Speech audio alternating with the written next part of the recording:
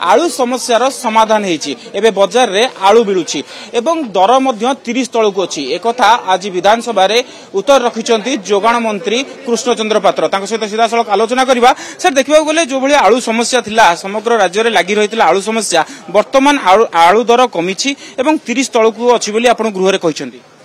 वर्तमान एटा सत्य 30 तलक अछि वर्तमान आलू दर पूरा संतुलित अवस्था को आसिलानी आहुर 2-4 दिन भीतर आहुरी भी कमी जिवो कारण माननीय मुख्यमंत्री आमर माननीय मुख्यमंत्री वेस्ट बेंगल मुख्यमंत्री सहित कथबार्ता करिया परे ये समस्या समाधान हो जाइए। सफिशिएंट ट्रक आछी सर सफिशिएंट ट्रक आउ ट्रक को कई माने ये बॉर्डर रे ये करूना सफिशिएंट गाड़ी आसी पहुंच गलानी मो पारे जहाँ खबर अच्छी एवं आहुरी आगु को मध्य रेट कमी 30 टका अछि 30 टका आहुरी कमी टंगारू आहुरी तळको जिबा। तेबे देखबा गले आलू समस्या कथा कुहा जाउछि अन्यपटे अत्यावश्यक सामग्री कथा जो बेली आपण आलोचना करथले गृह भितरे अत्यावश्यक सामग्री दर मध्य बहुत रहिछि बोली अभियोग करछन्ती विरोधी से जो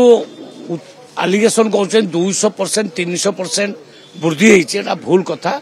डाली तेल जहा रेट थिला गत वर्ष आज भी सेतिक रेट अछि केबे बहुत 2-4 टका कोटे एपट सेपट होइछि किंतु जबा रेट बढ़ी नहीं मु पूरा तार लिस्ट धरे देछि आपण चाहिले भी आपण लिस्ट चढ़ऊ कथा कुहा जाउछि जो माने 30 टंका जहा कि आपण कहउछन्ती दर आलू दर 27 रु 30 टका रहिछि ताठार जे अधिक रे बिक्री करे तबे चढ़ऊ करा जिवो बोले हमर कोन ना हमर किना रेट आगो तांको देखिबो किना रेट जदी 25 थिबो से 30 भीतर बिकिबे ताटू अधिक बिकि परिबे नाही एवं प्रत्येक जिनसर से लेखा रखिबे एति टंका रेट बोली मन इच्छा रेट करि परिबेनी एटा जे न करथिबो ता ऊपर निश्चित एक्शन निया जिवो। केबे ठरु का एक्शन निया बाजी ठरु आलानी काली ठो निया गलानी 450 जगह रे आपनकर चढ़ो काली हेछि। निश्चित रूपे आपण सुनुतिले जोगाण मंत्री कहिछन्ती जे आलू बाजार रे मिलुछि एवं सफिशिएंट ट्रक आसुछि पश्चिमबंग ट्रक आसुछि तेणु आलू दर ठीक रहिछि एवं जो व्यापारी माने अधिक टंका आलू बिक्री करछन्ती सेमानक उपरे कार्यानुष्ठान करा जिवो।